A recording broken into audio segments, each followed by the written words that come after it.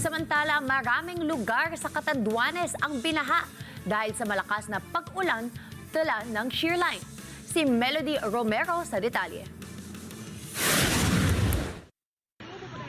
Dahil sa malalakas na ulang dala ng shear line sa lalawigan ng Catanduanes, ilang lugar ang binaha kahapon, Pebrero 8, 2026. Baha na dito sa loob ng bahay. Sa bayan ng Panganiban, pinasok at nalubog sa tubig baha ang mga bahay sa barangay Santa Ana. Nagsagawa din ng evacuation and rescue operation ang MDRRMO Panganiban sa barangay ng Santa Maria, San Pedro dahil sa pagtaas din ng tubig baha sa nasabing lugar.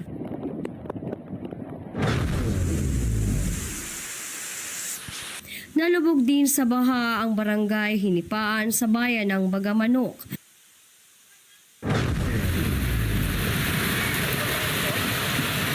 Nagmistulang dagat at nalubog din sa baha ang mga bahay sa barangay San Jose, Oco, Biga, Catanduanes natapos umapaw ang tubig ilog at sapa doon.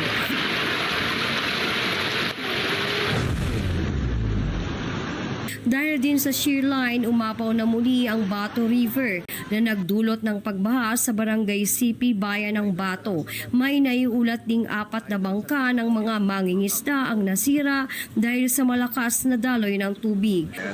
Parang mangyayari naman yung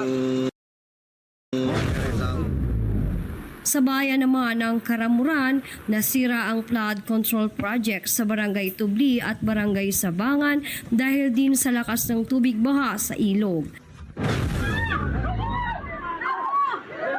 Samantala, isang bangkero mula sa barangay Obo, bayan ng San Miguel, ang kasalukuyang hinahanap matapos tangayin ng rumaragas ang tubig baha sa ilog ng barangay Obo. Ang mga rescuer naman na nagsagawa ng rescue operation na tinangay din ng tubig ay nakaligtas at natagpuan sa Bato River.